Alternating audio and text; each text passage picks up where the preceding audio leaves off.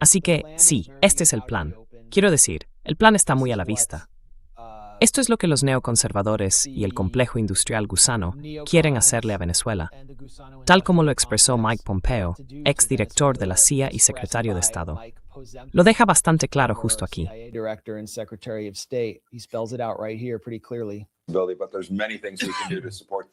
Pero hay muchas cosas que podemos hacer para apoyarlos. Lo más importante es que podemos ayudar a reconstruir lo que ha sido un conjunto desastroso de políticas para su economía, que ha destruido su capacidad de prosperar, su sector petrolero. Así, las empresas estadounidenses pueden entrar y vender sus productos. Schlumberger, Halliburton, Chevron, todas nuestras grandes compañías energéticas pueden ir a Venezuela, desarrollar un modelo económico capitalista que devuelva a Venezuela lo que fue. Brian, tú y yo lo recordamos. Fue una gran economía durante mucho tiempo, y este cabeza hueca la ha destruido, ¿verdad?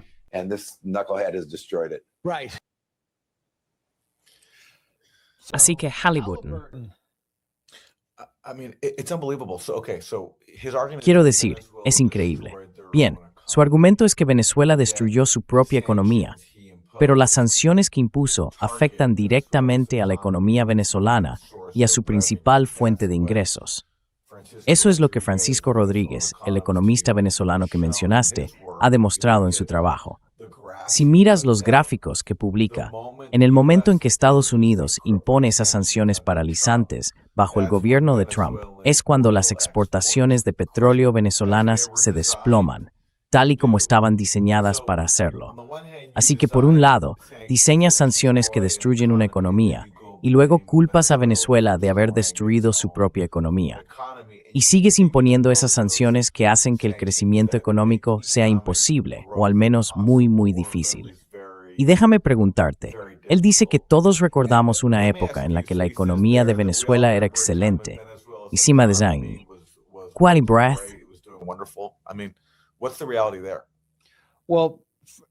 Bueno, la realidad es que antes de que llegara Hugo Chávez, Venezuela tenía una tasa de pobreza del 70%. Perdón, un 70% de pobreza y un 40% de pobreza extrema.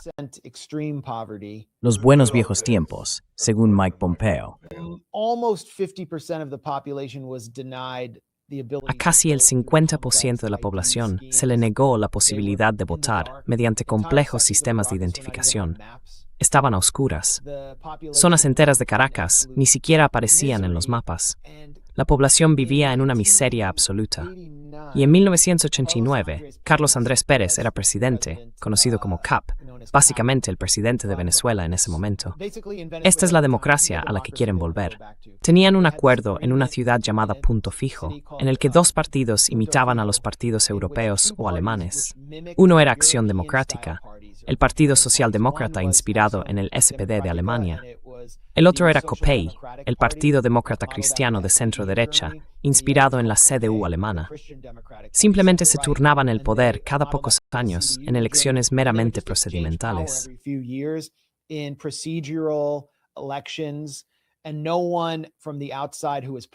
Y nadie de fuera, que fuera populista o nacionalista, que quisiera hablar de nacionalizar los recursos de una forma más amplia, fue admitido. Así que, en 1989, hubo básicamente disturbios por el PAN, revueltas contra un paquete de austeridad, el paquete, impuesto por el FMI bajo Carlos Andrés Pérez, quien había prometido mejorar las condiciones sociales y fue en realidad responsable de la primera nacionalización del sector petrolero en 1976. Lo cual es interesante, porque Trump dice que Chávez y Maduro robaron el petróleo de Estados Unidos. Pero en realidad fue un presidente alineado con Estados Unidos quien lo nacionalizó por primera vez. A partir de ahí, la situación se complica. El caso es que la población simplemente se rebeló. Estaban hartos de la austeridad del FMI. El ejército intervino, ametralló a la gente, decenas murieron en las calles y se cavaron fosas comunes para enterrar los cuerpos y ocultar las pruebas.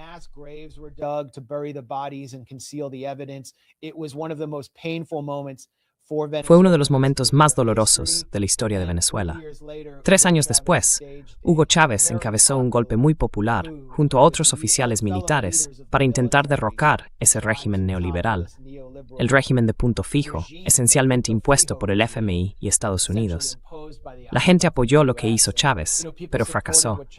Fue encarcelado y más tarde llegó al poder. Así que eso es a lo que quieren volver. Y quieren traer a Halliburton. Quiero decir, Mike Pompeo lo dice abiertamente. ¿Qué hizo Halliburton durante la guerra de Irak? Wyatt Reed tiene una buena publicación sobre esto en su podcast de Substack, al que todo el mundo debería suscribirse.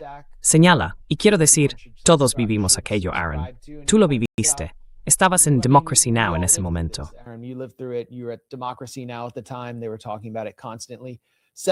Hablaban de ello constantemente.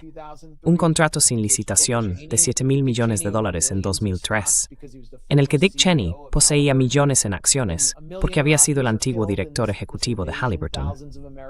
Luego, 1 millón de iraquíes murieron en la invasión.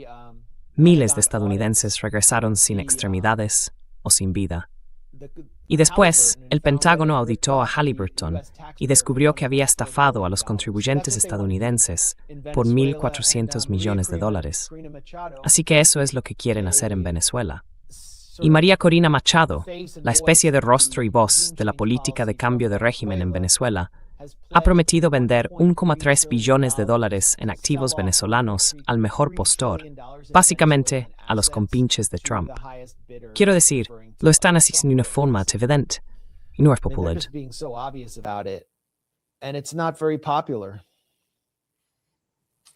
Y mientras tanto, hay miles de tropas estadounidenses desplegadas en esos barcos que rodean Venezuela. Trump se jactó recientemente de que Venezuela está rodeada y que nada puede entrar ni salir. ¿De verdad va a enviar a todas esas tropas allí para no hacer nada con ellas, solo tenerlas esperando, pasando las fiestas lejos de sus familias, básicamente dedicándose a la piratería, robando los activos venezolanos? Esa es la parte que me preocupa. Es tan, ya sabes, un tipo que se considera duro, que va a enviar a todas esas fuerzas allí y no va a hacer nada con ellas, solo tenerlas robando. Ese es como el mejor escenario posible en este momento, que solo las tenga robando el petróleo de Venezuela y no participando en ataques militares. Pero tenerlas allí, sin hacer nada, solo va a mantener cierta presión sobre él para que tome algún tipo de decisión y posiblemente escale la situación.